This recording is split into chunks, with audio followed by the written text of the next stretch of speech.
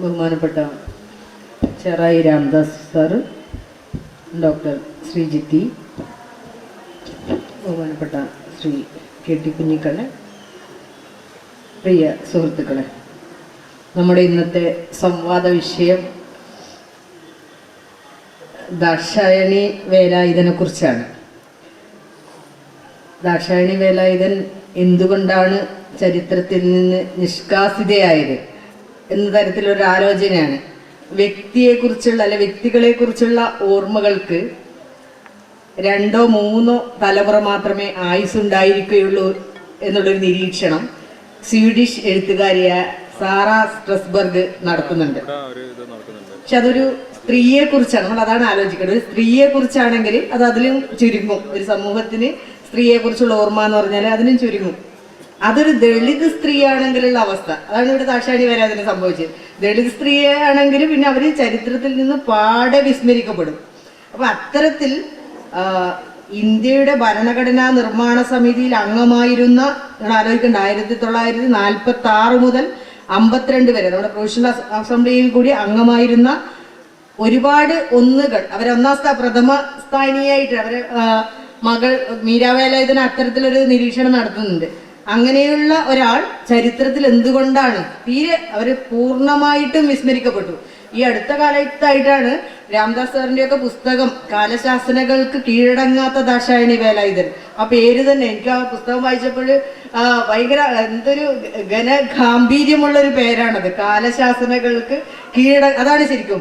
അതായത് ഇത്രയും നമ്മൾ ചരിത്രം മുഴുവൻ അവരെ തിരസ്കരിച്ചിട്ട് പോലും ഇപ്പോഴും അവർ ചരിത്രത്തിൽ നിന്ന് പുറത്തേക്ക് വന്നുകൊണ്ടിരിക്കുകയാണ്. അതായത് അങ്ങനെയുള്ള വ്യക്തികളെ, അങ്ങനെയുള്ള ശക്തരായ സ്ത്രീകളെ, ശക്തരായ നിലപാടുള്ള സ്ത്രീകളെ ഒരിക്കലും പൂർണ്ണമായിട്ട് നമുക്ക് അവഗണിക്കാൻ കഴിയില്ല എന്നുള്ളതാണ് ഇപ്പോൾ ദാക്ഷായണി വേലായുധനെ കുറിച്ച് നടത്തുന്ന പഠനങ്ങൾ തെളിയിക്കുന്നത്. ഞാൻ അവരെക്കുറിച്ച് കുറച്ച് വാക്കുകൾ പറഞ്ഞ് രാംദാസ് മാഷോട് ചോദിക്കാം.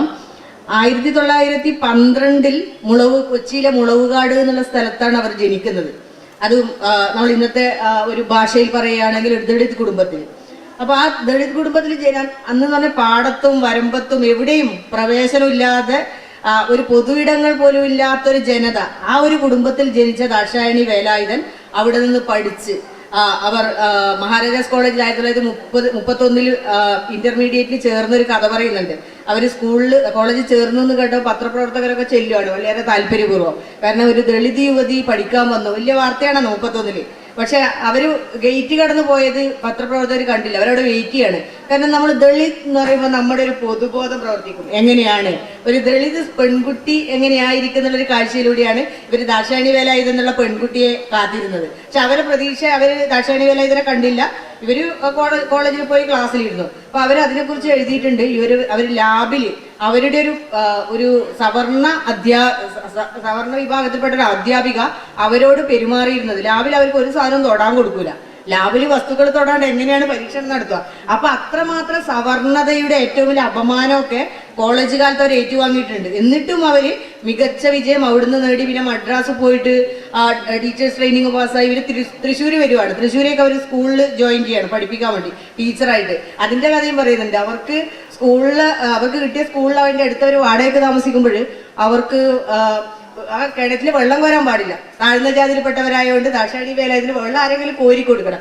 ആ ഒരു അവസ്ഥയിലൂടെ നീന്തി കടന്നിട്ടുള്ള ഒരാള് ഇന്ത്യയുടെ അഭിമാനമായ കോൺസ്റ്റിറ്റ്യൂന്റ് അസംബ്ലിയിൽ ഭരണഘടനാ നിർമ്മാണ സമിതിയിലെ 389 അംഗങ്ങളിൽ 15 സ്ത്രീകളാണ് ഉണ്ടായിരുന്നത്. ആ 15 പേരെ നമ്മൾ ഒന്നുകൂടി നോക്കണം. അമ്മു സ്വാമിനാഥൻ, അവരൊക്കെ നമുക്കറിയാം.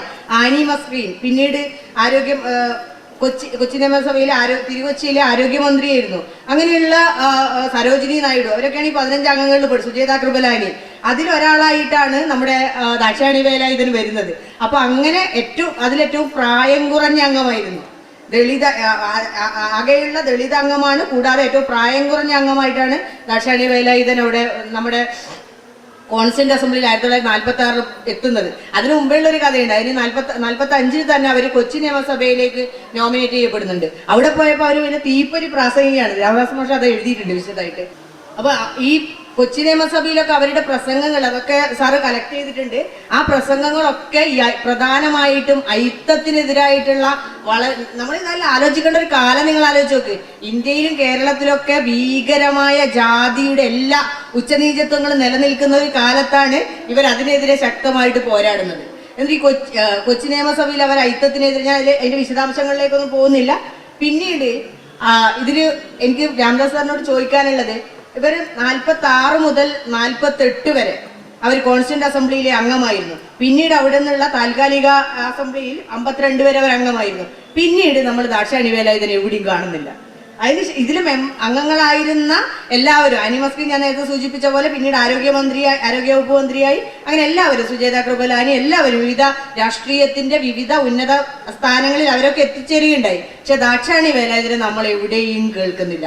പിന്നെ അവരെ കേൾക്കുന്നത് 1971 അടൂര് നടന്ന ഒരു ഉപതെരഞ്ഞെടുപ്പിൽ, ഇടക്കാല തെരഞ്ഞെടുപ്പിൽ അവർ മത്സരിക്കുന്നുണ്ട്. ഇന്ദിരാ കോൺഗ്രസിന്റെ എതിരാളിയായിട്ട്, സംഘടനാ കോൺഗ്രസിന്റെ പ്രതിനിധിയായിട്ട് അവർ മത്സരിച്ചിട്ട് അവർക്ക് ആകെ 3553 വോട്ടോ മറ്റോ കിട്ടി അവർ പരാജയപ്പെട്ടു. പിന്നീട് ദാക്ഷായണി വേലായുധൻ എന്നുള്ള സ്ത്രീയെ നമ്മൾ കേൾക്കുന്നേ ഇല്ല. എന്തുകൊണ്ടാണ്? നേരത്തെ സാറാ സ്ട്രസ്ബർഗ് പറഞ്ഞ പോലെ ഇവരെന്തുകൊണ്ടാണ് ഇത്രയും, മറ്റ് ഏതെങ്കിലും ഒരു പുരുഷനായിരുന്നെങ്കിൽ, ദളിത് പുരുഷനായിരുന്നെങ്കിൽ പോലും അവരെവിടെയെങ്കിലും ചരിത്രത്തിൽ ഇടം പിടിച്ചേനെ. ദാക്ഷായണി വേലായുധൻ എന്ന ദളിത് സ്ത്രീ എന്തുകൊണ്ടാണ്? അത് എനിക്ക് ചെറായി രാംദാസ് മാഷ്ക്കാണ് അത് കൂടുതലായിട്ട് പറയാൻ കഴിയുക. കാരണം ആ ഒരു ഏരിയയിൽ ഏറ്റവും കൂടുതൽ പഠനം നടത്തിയിട്ടുള്ള ആളാണ് ചെറായി രാംദാസ്. ഞാൻ അദ്ദേഹത്തിന് മൈക്ക് കൈമാറുകയാണ്. ആദ്യമായി കൊച്ചിയിൽ നിന്ന് ഒരു ചെറിയ എഴുത്തുകാരനെ ഇവിടെ ക്ഷണിച്ച് അവസരം തന്ന സംഘാടകർക്ക് നന്ദി പറയുന്നു. ഒരു 3 പതിറ്റാണ്ട് മുൻപ് കോഴിക്കോട് നഗരത്തിൽ ഒരു പത്രപ്രവർത്തകനായി കഴിഞ്ഞിരുന്ന കാലത്ത് ഞാൻ പ്രത്യേകിച്ച് പേര് കേട്ടിട്ടില്ലാത്ത തരം ഒരു സാധാരണ കോളേജാണ്. പക്ഷെ ഇപ്പോൾ വലിയ ഉയരങ്ങൾ താണ്ടിക്കഴിഞ്ഞിരിക്കുന്നു, വലിയ സംഘാടക ശേഷി പ്രകടിപ്പിച്ചിരിക്കുന്നു. അതിൻ്റെ സന്തോഷം കൂടി പങ്കുവെക്കട്ടെ. ടീച്ചർ പറഞ്ഞ കാര്യത്തിലേക്ക് ഞാൻ ഇതിൻ്റെ ഒരു ചെറിയ ഭാഗം മാത്രം കണ്ട ഒരു അന്വേഷകനാണ് ദാക്ഷായണി വേലായുധൻ്റെ ജീവിതകാലത്തെക്കുറിച്ച്. ചെറിയൊരു ഭാഗം. 7 കൊല്ലത്തോളം നീളുന്ന നിയമനിർമ്മാണ വേദികളിലെ അംഗത്വം ആണ് ഈ മഹതിയെക്കുറിച്ച് പറയുമ്പോൾ മുന്നിലേക്ക് വരുന്നത്. ഇതിൻ്റെ നമ്മുടെ ചർച്ചയുടെ തലക്കെട്ടിൽ ഉള്ള ഒരു വിയോജനം ശരിക്ക് ഇവർ ചരിത്രത്തിൽ രേഖപ്പെടുത്താതെ പോയ ആളല്ല. ഈ പുസ്തകത്തിലാണ് ദാക്ഷായണി വേലായുധൻ്റെ അത്യാവശ്യം നമ്മുടെ കയ്യിലെത്തിയ വിവരങ്ങൾ ശേഖരിച്ച് പ്രസിദ്ധീകരിച്ചത്. ഇത് വന്നിട്ട് 2 വർഷമേ ആയിട്ടുള്ളൂ. ഇതിനു മുൻപ് ഒരു 19 കൊല്ലം മുൻപ് ആദ്യമായി ദേശാഭിമാനി വാരാന്ത പതിപ്പിലൂടെയാണ് പുതിയ കാലത്തിന് മുന്നിൽ ഈ മഹതിയെ അവതരിപ്പിക്കുന്നത്. 19 കൊല്ലം മുൻപാണ്. എൻ്റെ നാടിനടുത്തുള്ള ഒരു ഗ്രാമത്തിൽ, ഒരു ദ്വീപിലാണ് ഈ മഹതി ജനിച്ചത്. പക്ഷേ ഒരു നീണ്ട പകൽ മുഴുവൻ അന്വേഷിച്ചിട്ടാണ് ഈ ആളെ പരിചയമുണ്ട് എന്ന് പറയുന്ന ഒരാളെങ്കിലും എനിക്ക് കാണാൻ കഴിഞ്ഞു. ഞാൻ ചെല്ലുന്നത് ഇവർ നമ്മളിൽ നിന്ന് യാത്ര പറഞ്ഞ് ഒരു 1/4 നൂറ്റാണ്ട് കൂടി കഴിഞ്ഞിട്ടാണ്. അതിനു മുൻപ് ആ 1/4 നൂറ്റാണ്ടിനപ്പുറത്ത് ഒരു നിയമസഭാ സ്ഥാനാർത്ഥിയായി കേരളത്തിലുണ്ട്. എന്നിട്ടും അവരുടെ സ്വന്തം നാടിന് പോലും ആ മഹതി അന്യായി കഴിഞ്ഞിരിക്കുന്നു. ഇത് ടീച്ചർ അതിന് ഒരു താത്വികമായ ഒരു കാര്യം സൂചിപ്പിച്ചിവിടെ. 2-3 തലമുറയ്ക്ക് അപ്പുറത്തേക്ക് ഒരാൾ ഓർമ്മിക്കപ്പെടാൻ സാധ്യതയില്ല എന്നുള്ളൊരു സാമാന്യ ഒരു ധാരണ ടീച്ചർ സൂചിപ്പിച്ചു. ആയിരിക്കാം. പക്ഷെ കുറേ കാര്യങ്ങൾ ഇവരെക്കുറിച്ച് മനസ്സിലാക്കിയതിൻ്റെ വെളിച്ചത്തിൽ, അതിൻ്റെ അടിത്തയിൽ നിന്നുകൊണ്ട് എനിക്ക് പറയാൻ കഴിയുന്നത്, ടീച്ചർ ഈ പറഞ്ഞ ഘടകം ഉണ്ടാവും. ചരിത്ര ധാരണകളുടെ പൊതുരീതി ആയിരിക്കാം. പക്ഷെ ഇവരുടെ കാര്യത്തിൽ സവിശേഷമായ മറ്റൊന്നുകൂടി കാണാനുണ്ട്. ദളിതാണ് എന്നത് ഒരു പ്രധാന ഘടകം ആക്കണോ എന്ന് പോലും എനിക്ക് സംശയമുണ്ട്. കാരണം സ്വന്തം സഹപ്രവർത്തകനായിരുന്നത് മറ്റൊരു ദളിതാണ്, ജഗജീവൻ റാം. അദ്ദേഹം അവസാന കാലം വരെ ലൈം ലൈറ്റിൽ നിന്നിട്ടുള്ള ഒരു രാഷ്ട്രീയ നേതാവാണ്. അപ്പോൾ ദളിതായതുകൊണ്ട് അവഗണിച്ചു എന്ന് പറയാൻ പറ്റുമോ എന്ന് എനിക്കറിയില്ല. ഒരുപക്ഷെ അതൊരു ചെറിയ ഘടകമായിരിക്കാം. പക്ഷെ ഇവരുടെ ഇടപെടലുകളുടെ ഉള്ളടക്കം പരിശോധിക്കുമ്പോൾ എനിക്ക് കാണാൻ കഴിയുന്നത് മറ്റൊന്നാണ്. ഇവർ ഈ കാലത്ത് ഏറ്റവും മുന്നിലേക്ക് ഉയർത്തിപ്പിടിക്കേണ്ട ഒരു വ്യക്തിയാണ്. ഈ കാലം എന്നത് എല്ലാവർക്കും അറിയാം. ഇന്ത്യയെ ആകമാനം വിഴുങ്ങാൻ വന്നു നിൽക്കുന്ന ഒരു ഇന്ത്യൻ ഫാസിസ്റ്റുകളുടെ ഒരു ആക്രമണ കാലമാണ്. ഈ കാലത്ത് ദാക്ഷായണി വേലായുധൻ എന്തുകൊണ്ട് പ്രസക്തിയാകുന്നു എന്നതിന് ഒരു ഉത്തരം സൂചനയായി പറയാം. 50-കൾ എത്തുന്നതിനേക്കാൾ മുന്നേ ഭരണഘടനാ നിർമ്മാണ സഭയിലും അതിൻ്റെ ലെജിസ്ലേറ്റീവ് വിങ്ങിലും പിന്നീട് അതിൻ്റെ പ്രൊവിഷണൽ പാർലമെൻറ്റിലും അടക്കം 7 നിയമനിർമ്മാണ വേദികളിലാണ് ഈ മഹതി പ്രവർത്തിച്ചത്. അക്കാലത്ത് RSS എന്ന ഇന്ന് നമ്മൾ വളരെ നെഗറ്റീവായി കാണുന്ന ആ സംഘടനയെക്കുറിച്ച് ഒരു ഫാസിസ്റ്റാണ് ആ സംഘടനയെന്നും ഇന്ത്യൻ ബ്രാഹ്മണ്യം അല്ലെങ്കിൽ ജാതി വ്യവസ്ഥ ഫാസിസ്റ്റാണെന്നും പറയുന്ന ഒരേ ഒരാളെയാണ് എനിക്ക് കാണാൻ കഴിഞ്ഞിട്ടുള്ളത്. അക്കാലത്ത് ഡോക്ടർ അംബേദ്കർ അടക്കമുള്ള ആളുകൾ പ്രവർത്തിച്ച അതേ കാലത്ത് തന്നെ ഫാസിസ്റ്റ് എന്ന വാക്കുപയോഗിച്ച് ഇന്ത്യൻ ജാതി വ്യവസ്ഥയുടെ മേലാളരെ വിശേഷിപ്പിച്ച ഒരേ ഒരാളെ എനിക്ക് പരിചയമുള്ളൂ. അത് ദാക്ഷായണി വേലായുധനാണ്. ഈ വിശേഷം തന്നെ ഇവർക്ക് കുരുക്കായി മുറുകി. എന്തുകൊണ്ട് ഇവർ മറവിയിലേക്ക് പോയി എന്നതിൻ്റെ ഉത്തരവും ഇവിടുന്ന് തുടങ്ങുന്നു. ഈ വിശേഷം മാത്രമല്ല, ഇന്ത്യയുടെ ജാതി വ്യവസ്ഥയുടെ മർമ്മം തൊട്ടറിയുകയും വിളിച്ചു പറയുകയും ചെയ്ത ആ കാലത്തെ ഒരേ ഒരു രാഷ്ട്രീയ നേതാവാണ്, രാഷ്ട്രീയ നേത്രിയാണ്. അത് തന്നെയാണ് അവർക്ക് കുരുക്കായി മാറിയത്. നിങ്ങൾക്കറിയാം, കൊച്ചി നിയമസഭ അംഗമായിരുന്ന ദാക്ഷായണി വേലായുധനെ 1 കൊല്ലം കഴിഞ്ഞപ്പോഴാണ് മദ്രാസ് നിയമസഭയിൽ നിന്ന് കോൺഗ്രസിൻ്റെ ടിക്കറ്റിൽ ഭരണഘടനാ നിർമ്മാണ സഭയിലേക്ക് നോമിനേറ്റ് ചെയ്യാനുള്ള ശ്രമം നടക്കുന്നത്. ഈ ശ്രമത്തിന് എത്രമാത്രം എതിർപ്പ് നേരിടേണ്ടി വന്നു എന്നത് ഈ പുസ്തകം വിശദമാക്കുന്നുണ്ട്. അതുവരെ അവർ കൈമയും മറന്ന് അനുകൂലിച്ചിരുന്ന അംബേദ്കറൈറ്റ് പക്ഷം പോലും അവരെ എതിർക്കുന്നു. കോൺഗ്രസ് പക്ഷം പോലും അവരെ എതിർക്കുന്നു. കാരണം തൊട്ടു മുന്നാണ് അവർ ഒരു കോൺഗ്രസിൻ്റെ അവിടുത്തെ പിന്നീട് മുഖ്യമന്ത്രിയായ ആളെ, ഒരു ബ്രാഹ്മണനെ, അദ്ദേഹത്തിൻ്റെ ജാതി പറഞ്ഞിട്ടാണ് നേരിടുന്നത്. ഇന്നും അന്നും ജാതി പറഞ്ഞ്, പ്രത്യേകിച്ച് സവർണ വിഭാഗത്തിലെ ജാതി പറഞ്ഞ ഒരാളെ വിമർശിക്കുക എന്നത് അയാളെ കൊല്ലുന്നതിന് തുല്യമാണ്. അതിനോടുള്ള പക ഒരു കാലത്തും അയാളിൽ നിന്ന് പോകാനും വഴിയില്ല. ഇതാണ് ഈ മഹതിക്ക് കുരുക്കായി മാറിയതിൻ്റെ ആദ്യഘട്ടം. പിന്നെ എന്തുകൊണ്ട് ഇവരെ കോൺഗ്രസ് പാർട്ടി ഭരണഘടനാ നിർമ്മാണ സഭയിലേക്ക് നോമിനേറ്റ് ചെയ്യുക എന്ന് പറയുന്ന കൊച്ചിയിലെ പോലുള്ള ഒരു നോമിനേഷൻ അല്ല. അത് കടുത്ത എതിർപ്പാണ്, ശക്തമായ എതിർപ്പാണ്. അംബേദ്കറൈറ്റ് പക്ഷത്തുള്ള ഒരു സ്ഥാനാർത്ഥി വേറെ, കോൺഗ്രസ് പക്ഷത്തുള്ള ആളുകൾ വേറെ, വിപുലമായ എതിർപ്പ് നേരിട്ടിട്ടും ഇവരെ കോൺഗ്രസ് പാർട്ടി ജയിപ്പിക്കുന്നു.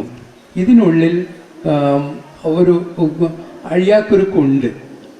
ഇത്രമാത്രം കോൺഗ്രസ് പാർട്ടിയുടെയും അംബേദ്കറൈറ്റുകളുടെയും എതിർപ്പ് വന്നിട്ടും എന്തുകൊണ്ട് ദാക്ഷായണി വേലായുധനെ നോമിനേറ്റ് ചെയ്യാൻ കോൺഗ്രസ് പാർട്ടി തയ്യാറായി? അത് എന്തുകൊണ്ടാണ് എന്ന് തിരിച്ചറിയണമെങ്കിൽ പിന്നീടുള്ള ഭരണഘടനാ നിർമ്മാണ സഭയിലെ നടപടികളിലേക്ക്, പ്രൊസീഡിങ്സിലേക്ക് കടന്നാൽ മതി.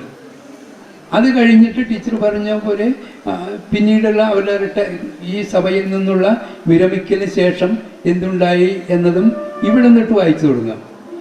ഇവർ ഭരണഘടനാ നിർമ്മാണ സഭയിലേക്ക് കടന്ന, എനിക്ക് തോന്നുന്നു ആദ്യഘട്ടം മുതലെങ്കിലും ഇവരെ നിർബന്ധിക്കപ്പെട്ടതാണ് ഇവരെ നോമിനേറ്റ് ചെയ്യാൻ. നിർബന്ധിക്കപ്പെട്ടാണ്. ഇവരോട് ഇഷ്ടം കൊണ്ടാണെന്ന് പറയാൻ നമ്മുടെ മുന്നിലുള്ള രേഖകളൊന്നും സമ്മതിക്കുന്നില്ല. ഇവരെ നോമിനേഷനിൽ നോമിനേറ്റ് ചെയ്തില്ല എങ്കിൽ അത് കോൺഗ്രസ് പാർട്ടിയുടെ എതിർവിഭാഗത്തിലെ ശക്തനായ അംബേദ്കർക്ക് ഗുണകരമാകും എന്ന വിലയിരുത്തൽ കോൺഗ്രസ് പാർട്ടിയിൽ ഉണ്ടായി എന്നാണ് നമുക്ക് വായിക്കാൻ കഴിയുന്നത് ഈ സഹയിലെ തെളിവുകൾ വെച്ച്. അതല്ല, ഇവരെ ഒഴിവാക്കി കഴിഞ്ഞാൽ അത് ഏത് തരത്തിൽ ഇവർക്ക് അംബേദ്കറൈറ്റുകൾക്ക് ഉപകാരപ്പെടുമോ, ഇവർ സ്വന്തം നിലക്ക് കോൺഗ്രസിനെ എതിർക്കുമോ, ഈ ആശങ്കയുടെ മധ്യത്തിൽ നിന്നുകൊണ്ടാണ് ഇവരെ നോമിനേറ്റ് ചെയ്തത് എന്ന് വിലയിരുത്താൻ, ഊഹിക്കാനല്ല വിലയിരുത്താൻ വേണ്ട തെളിവുകൾ നമുക്ക് മുന്നിൽ ഇപ്പോഴുണ്ട്. അതായത് ഇവരെ ഒരു വെട്ടാൻ കൊണ്ട് ചെന്ന് നിർത്തിയിരിക്കുന്ന ഒരു മൃഗത്തിൻ്റെ അവസ്ഥയാണ് ശരിക്കും ദാക്ഷായണി വേലായുധൻ അനുഭവിക്കുന്നത്. 9 അല്ലെങ്കിൽ 10 മേൽ വരുന്ന ഭരണഘടനാ നിർമ്മാണ സഭയിലെ ഉപസമിതികളിൽ ഒന്നിൽ പോലും ദാക്ഷായണി വേലായുധൻ അംഗമാക്കുന്നില്ല. 3 സമിതികളിൽ വരെ അംഗമാക്കിയ വനിതാ അംഗങ്ങളുണ്ട്. 17 വനിതകളാണ് ഈ സഭയിലുള്ളത്. 2 പേര് പാകിസ്ഥാൻ വിഭജിച്ച് പോയപ്പോൾ പാകിസ്ഥാനിലെ ഭരണഘടനാ നിർമ്മാണ സഭയിലെ അംഗങ്ങളായി. ബാക്കിയുടെ 15 പേരാണ്. അത് സ്വാതന്ത്ര്യത്തിന് ശേഷമുള്ള കാര്യമാണ്. തുടക്കത്തിലുള്ള ഈ 17 പേരിൽ ഇവരെ പോലെ അനാഥത്വം, അവഗണന മറ്റാർക്കും നേരിടേണ്ടി വന്നില്ല. അത് ഞാൻ നേരത്തെ പറഞ്ഞ നിർബന്ധിക്കപ്പെട്ട അവസ്ഥയുടെ പിന്നീടുള്ള ഘട്ടങ്ങളാണ്. ഒരു സമിതിയിലും അവരെ അംഗമാക്കുന്നില്ല. പോട്ടെ, അത് മാറ്റിവെക്കാം. ഇവരോടൊപ്പം ഉണ്ടായിരുന്ന ഈ 15 പേരിൽ, ഇന്ത്യക്കാരായ മൊത്തം ഈ 15 പേരിൽ ഇവരൊഴിച്ചുള്ള എല്ലാ വനിതാ അംഗങ്ങൾക്കും വേണ്ടതിലേറെ പരിഗണനയാണ്. ജവഹർലാൽ നെഹ്റുവിൻ്റെ സഹോദരി പെങ്ങൾക്ക് അവർ ഒരു ഇൻ്റർനാഷണൽ താരം വരെ ആയിക്കഴിഞ്ഞു. ഈ വിജയലക്ഷ്മി പണ്ഡിറ്റ് എല്ലാ അംഗങ്ങൾക്കും വേണ്ടതിലേറെ പദവിയും ആനുകൂല്യവും ഒക്കെ കൊടുക്കുമ്പോഴും ഈ സ്ത്രീയെ അടുത്തൊരു തെരഞ്ഞെടുപ്പിലേക്ക് പോലും, അതോ സ്വന്തം നിലയ്ക്ക് കൊച്ചിയിൽ നിന്ന് തുടങ്ങി കഴിവ് തെളിയിച്ച ആ ഒരു ജനനേത്രിയെ ഒരു നിയമസഭാ തെരഞ്ഞെടുപ്പിൽ പോലും നിർത്താൻ അവർ തയ്യാറായില്ല. ഒരു യൂണിവേഴ്സിറ്റിയുടെ VC സ്ഥാനമോ ഒരു പദവിയോ ഒരു അവാർഡോ ഒന്നും 1978 മരിക്കുന്നത് വരെ അവർക്ക് കൊടുത്തില്ല. ഇവിടെയാണ് ഞാൻ എൻ്റെ ആദ്യത്തെ നിഗമനത്തിന്, എൻ്റെ മാത്രമല്ല മറ്റു ഗവേഷകരും ഈ നിഗമനത്തിൽ തന്നെയാണ് എത്തിയിരിക്കുന്നത്. ഇവരെ കൂട്ടിലടച്ചു നിർത്തുകയും അവരുടെ ശല്യം ഒഴിവാക്കുകയും ഇങ്ങനെ ചില അത്യാവശ്യ കാര്യങ്ങൾ നിറവേറ്റി കോൺഗ്രസ് പാർട്ടി എന്നല്ലാതെ മറ്റൊന്നും ചെയ്തിട്ടില്ല. ഇന്ത്യയുടെ മൊത്തം ഭൂഭാഗങ്ങളിൽ നിന്ന് വന്ന ഒരേ ഒരു ദളിത് നായികയെ ഒതുക്കുകയാണ് ചെയ്തത്. തെരഞ്ഞെടുപ്പിലെ 52 തെരഞ്ഞെടുപ്പിൽ ഇവരുടെ ഭർത്താവായ ശ്രീ R വേലായുധനെ അന്നത്തെ LDFിൻ്റെ സ്ഥാനാർത്ഥിയായി നിന്നും ജയിപ്പിക്കുന്നുണ്ട്. അതേ സമയത്ത് ഇവർ കോൺഗ്രസിൻ്റെ ഏറ്റവും അടുത്ത നേതാക്കളുടെ വളരെ പെറ്റായിട്ടുള്ള ആളായിട്ട് പോലും അവരൊന്നിലേക്കും അടുപ്പിക്കുന്നില്ല. പക്ഷെ അവർ കോൺഗ്രസ്സുകാരിയാണെന്ന് അവസാനം വരെ കരുതിയിരുന്നു, ചുരുങ്ങിയത് 71 വരെയെങ്കിലും എന്ന് ഞാൻ കരുതുന്നു. അതായത് ഒരു ഗാന്ധിജിയുടെ പ്രിയ ശിഷ്യ എന്ന ആ പരാധീനത, പരിഗണനയല്ല, ആ പരാധീനതയും മറ്റ് സാങ്കേതികമായ അല്ലെങ്കിൽ സാഹചര്യപരമായ സമ്മർദ്ദങ്ങളും എല്ലാം ചേർന്ന് മറ്റൊന്നിലേക്കും തിരിയാനാവാത്ത വിധം ഈ ജനനേത്രിയെ ഒതുക്കുകയായിരുന്നു ഭരണകൂടം എന്നാണ് നമുക്ക് വായിക്കാൻ കഴിയുന്നത്. ഏതെങ്കിലും ഒരു രാഷ്ട്രീയ നേതൃത്വത്തിൻ്റെ സ്ഥാപനത്തിൻ്റെ ഇതിലേക്ക് ഇവരെ കടത്തി വിട്ടിരുന്നെങ്കിൽ ആ ജീവിതം രാഷ്ട്രീയേതരമായൊരു ജീവിതമായി മാറില്ലായിരുന്നു. 33-ാമത്തെ വയസ്സിൽ കൊച്ചി നിയമസഭയിൽ അംഗമാകുന്ന ആൾക്ക് 10 കൊല്ലം, ഞാൻ ഇതിനിടയ്ക്ക് പറയാൻ ആഗ്രഹിക്കുന്നൊരു കാര്യം, ഒരു ചലച്ചിത്രകാരനായിരുന്നു ഞാനെങ്കിൽ അതിവിപുലമായ ഒരു ഏരിയ നമുക്ക് മുന്നിലേക്ക് വരുന്നുണ്ട്. അത്രമാത്രം നാടകീയമായ സംഭവങ്ങൾ, സന്ദർഭങ്ങൾ നിറഞ്ഞതാണ് ദാക്ഷായണി വേലായുധൻ്റെ ജീവിതവും സംഘർഷങ്ങളും. നോക്കുക, കൊച്ചി നിയമസഭയിൽ ഇവർ അംഗമാകുമ്പോൾ അതിൻ്റെ 1/2 കിലോമീറ്റർ തെക്കുവശത്താണ് എറണാകുളം മഹാരാജാസ് കോളേജ്. ഈ മഹാരാജാസ് കോളേജിൽ 21-ാമത്തെ വയസ്സിൽ തന്നെ കോളേജിനകത്ത് അയിത്തം അനുഭവിക്കേണ്ടി വന്ന ഒരു പെൺകുട്ടിയാണത്. 10 കൊല്ലം കഴിഞ്ഞപ്പോൾ, ഡിഗ്രി കഴിഞ്ഞ് 10 കൊല്ലം കഴിഞ്ഞപ്പോൾ അവർ നിയമസഭയിൽ അംഗമാകുന്നു. അതായത് ഇവർക്ക് കിട്ടിയ അപമാനത്തിന് പിന്നീടുള്ള ഒരു മധുരതരമായ പ്രതികാരം നിയമസഭ അംഗമെന്ന നിലയ്ക്കാണ്.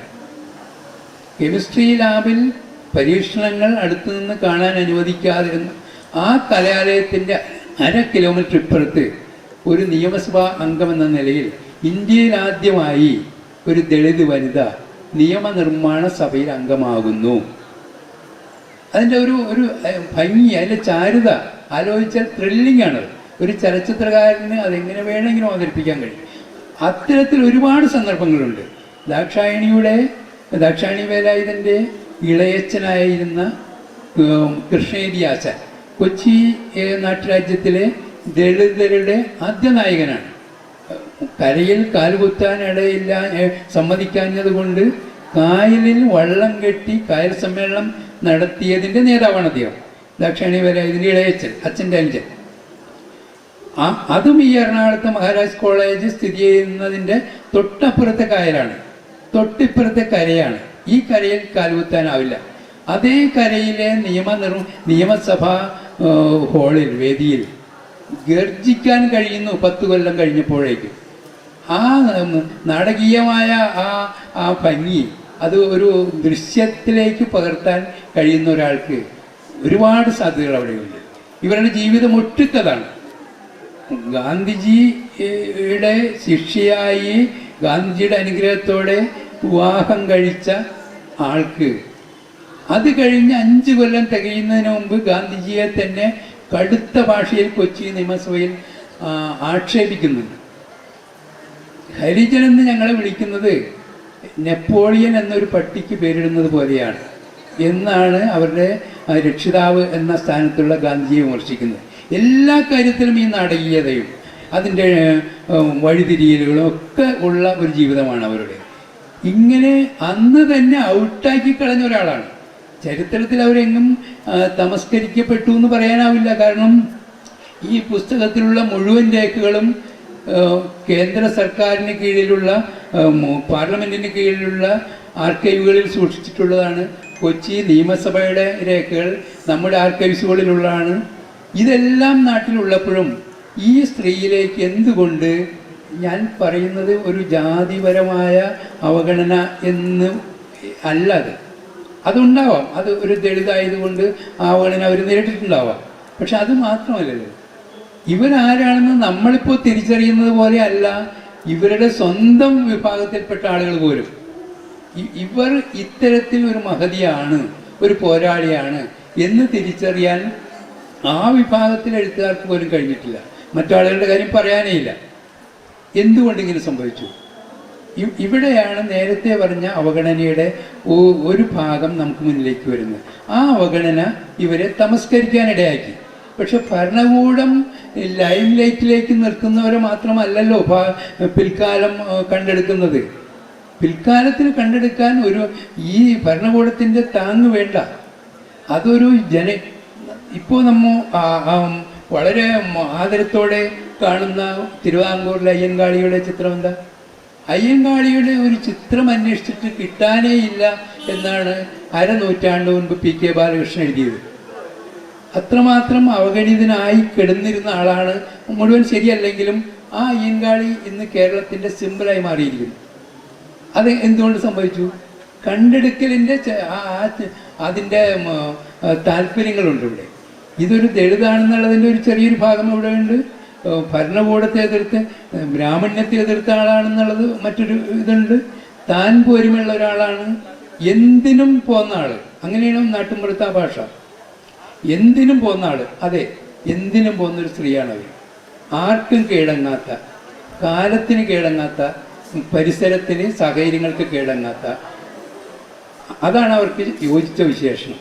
അങ്ങനെയുള്ള ഒരാളെ അടുത്ത ഒരു ആലോചിക്കണം. ഇന്ത്യയുടെ പ്രധാനമന്ത്രിയാണ് നെഹ്റു അന്ന്, ഇടക്കാല ഭരണകൂടത്തിലും ഗവൺമെൻറ്. ആ നെഹ്റുവിന് ഒരു സ്കൂൾ ടീച്ചറായ ഈ ടീച്ചറായിരുന്ന ദാക്ഷായണി വേലായുധനോട് ഭാഷയുടെ പേര് പറഞ്ഞ് അവഹേളിക്കാൻ തോന്നണമെങ്കിൽ ആ മാനസികാവസ്ഥ ഊഹിക്കാവുന്നതാണ്. അദ്ദേഹത്തിൻ്റെ പാർട്ടിയുടെ പ്രധാനമന്ത്രിയാണ്.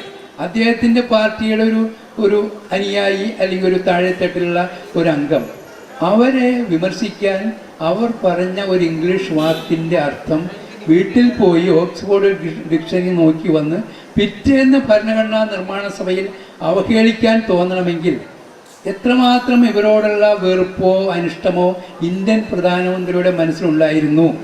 പ്രധാനമന്ത്രി മാത്രമല്ല, P G Mavalankar സ്പീക്കറാണ്, constituent അസംബ്ലിയുടെ legislative വിങ്ങിൻ്റെ സ്പീക്കറാണ്. ഇവരുടെ സ്വന്തം വംശത്തിൽ ജനിച്ച ജഗജീവൻ റാം ഇവരൊക്കെ ചേർന്ന് അവഹേളിക്കുന്നതാണ്. ഇവരുടെയൊക്കെ ഉള്ളിലുള്ള ആ അനിഷ്ടം നമുക്ക് ഈ രേഖകളിലൂടെ പുറത്ത് കാണുന്നുണ്ട്. ഇങ്ങനെ എന്തുകൊണ്ടും അവഗണിതയായി ഇനിയൊരു കയറ്റം കൊടുക്കാൻ പാടില്ല എന്ന് അപ്രഖ്യാപിതമായി ആരൊക്കെയോ തീരുമാനിച്ചു എന്ന് നമുക്കിവിടെ നിന്ന് മനസ്സിലാക്കാൻ കഴിയും. അതവിടെ നിൽക്കട്ടെ. എന്തുകൊണ്ട് പിൽക്കാലത്തെ തലമുറ, പിൽക്കാലത്തെ അഭ്യസ്തവിദ്യരായ ദളിതരായാലും മറ്റാളുകളായാലും ഈ ജനനേത്രിയെ കണ്ടെടുക്കാൻ കഴിഞ്ഞില്ല. 71 അവരൊരു തെരഞ്ഞെടുപ്പിന് കേരളത്തിൽ നിൽക്കുന്നുണ്ട്, മരിക്കുന്നതിന് 7 വർഷം മുൻപ്. അത്രമാത്രം നമ്മുടെ ഈ തലമുറയോട് അടുത്ത് നിൽക്കുന്ന ഒരാളാണ്. എന്നിട്ടും അവരെക്കുറിച്ചൊരു വാക്ക് 2004-5 ഘട്ടത്തിൽ അന്വേഷിക്കുമ്പോൾ കൊച്ചിയുടെ എറണാകുളത്തിൻ്റെ പരിസരത്തുള്ള അവരുടെ നാട്ടിൽ പോലും ഇല്ല എന്നത്, ആരാണ് ഈ സ്ത്രീ എന്ന് ഒരു വാക്കുകൊണ്ട്, ഒരു വാചകം കൊണ്ട് വിവരിക്കാൻ തോന്നാത്ത ഹരിജൻ ഡയറക്ടർക്കാർ വരെ 60കളിൽ കേരളത്തിലുണ്ടായിരുന്നു. 30 നിയമസഭാംഗങ്ങളുടെ പേര് പറഞ്ഞതിൻ്റെ അടിയിൽ ദക്ഷാണി വേലായുധൻ എന്ന പേരെഴുതി പൂർത്തിയാക്കുകയാണ് 63-ൽ പുറത്തു വന്ന ഒരു ഹരിജൻ ഡയറക്ടറി പോലും. അതായത് ഇവരെ അവഗണിച്ചതിന് നമുക്കൊരു ജാതിയുടെ പരിമിതിയില്ല. ഇവരുടെ മഹത്വം കണ്ടറിയുന്നതിൽ ജാതിയുടെ പരിമിതി മാത്രമല്ല, മറ്റു പലതുമുണ്ട്. അതെന്തൊക്കെ എന്നത് ഭാവിയിലുള്ള ഗവേഷകർ കണ്ടെത്തേണ്ടതുണ്ട്. ഇവർക്ക് എന്തൊക്കെ തരത്തിലുള്ള തിരിച്ചടികൾ, പ്രതികരണങ്ങൾ അക്കാലത്തുണ്ടായി എന്നത് നമുക്ക് ഇപ്പോൾ ഊഹിക്കാനേ കഴിയൂ. അത് ഗവേഷകർ ഏറ്റെടുക്കേണ്ട കാര്യങ്ങളാണ്. ഒരു അടിത്തറ എന്ന നിലയിൽ ഒരു പുസ്തകം നമ്മുടെ മുന്നിലേക്ക് വന്നു എന്ന് മാത്രമേ ഉള്ളൂ. ഇന്ത്യയുടെ അക്കാലത്തെ ചരിത്രം ഭരണഘടനാ നിർമ്മാണ സഭയിൽ നോമിനേറ്റഡ് അംഗമായി ചെന്നിട്ടും അവിടെ അവർ അനുഭവിച്ചിരിക്കാൻ ഇടയുള്ള വ്യഥ, മാനസിക ക്ലേശം ഊഹിക്കാം നമുക്ക്. അവസാന ഘട്ടത്തിൽ മനസ്സിൻ്റെ ക്ഷോഭം തീർക്കാൻ 71-ൽ അവരുടെ സ്വന്തം സുഹൃത്തായ ഇന്ദിരാഗാന്ധിയുടെ പാർട്ടിക്കെതിരായി മത്സരിക്കാൻ തോന്നണമെങ്കിൽ ജയിക്കില്ലെന്ന് ആർക്കും അറിയാം. കമ്മ്യൂണിസ്റ്റ് പാർട്ടി അടക്കമുള്ള പ്രതിപക്ഷ നിരകൾക്ക് മുന്നിൽ ജയിക്കില്ലെന്ന് അറിഞ്ഞുകൊണ്ട് തന്നെ ആ ക്ഷോഭം അവർ പ്രകടിപ്പിച്ചു എന്നാണ് ഞാൻ ഊഹിക്കുന്നത്.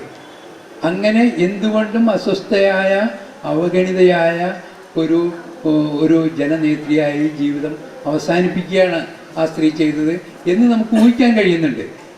ഈ രേഖകൾ നമുക്ക് മുന്നിൽ ഉണ്ടായിട്ടും നമുക്ക് കണ്ടെടുക്കാൻ കഴിയാഞ്ഞത് ഈ അവഗണനയോടി ഫലം കൊണ്ടാണ് എന്ന് വേണമെങ്കിൽ ഊഹിക്കാം. പക്ഷെ അപ്പോഴും നമ്മുടെ കുറ്റം, നമ്മളിൽ നിന്നുള്ള കുറ്റം ഒഴിഞ്ഞു പോകുന്നില്ല. എന്തുകൊണ്ട് എന്നെപ്പോലെ ഒരു ചെറിയ എഴുത്തുകാരൻ ഇവരുടെ മരണത്തിനും 4 നൂറ്റാണ്ടിന് ശേഷം കണ്ടെടുക്കേണ്ടി വന്നു? എന്നേക്കാൾ മുൻപേ കൊച്ചിയിൽ ഉയർന്ന സാഹിത്യകാരന്മാരുണ്ട്.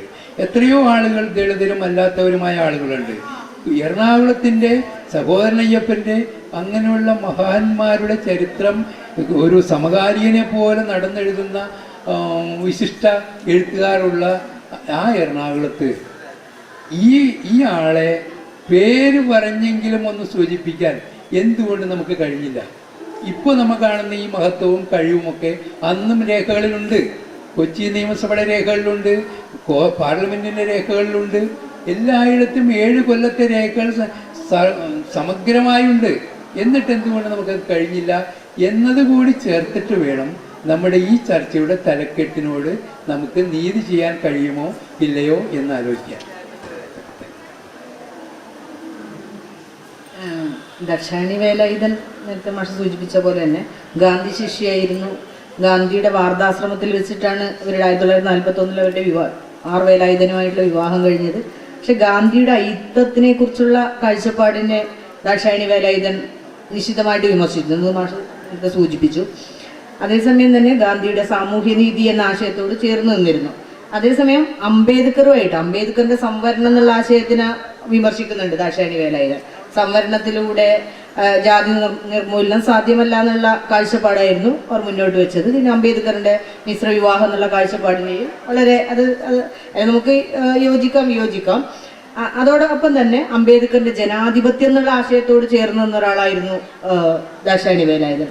ഇത്തരത്തിൽ നമ്മൾ ദാക്ഷായണി വേലായുധനെ നോക്കുമ്പോൾ ഇപ്പം ചെറായി സാറ് സൂചിപ്പിച്ച ഒരു അംബേദ്കറൈറ്റ് രാഷ്ട്രീയത്തെ പ്രതിരോധിക്കാൻ വേണ്ടിയാണ് ഇന്ത്യൻ നാഷണൽ കോൺഗ്രസ് അവരെ ഒരു കോൺസ്റ്റിറ്റ്യൂന്റ് അസംബ്ലിയിലേക്കുള്ള സ്ഥാനാർത്ഥിയാക്കിയത് എന്നുള്ളൊരു വാദത്തിനോട് നമുക്ക് എങ്ങനെയാണ് ആ രീതിയിൽ നമുക്കത് യോജിച്ചു പോകാൻ പറ്റുമോ? ശ്രീജിത്ത് മാഷിനോട് ഒന്ന് ചോദിക്കാം.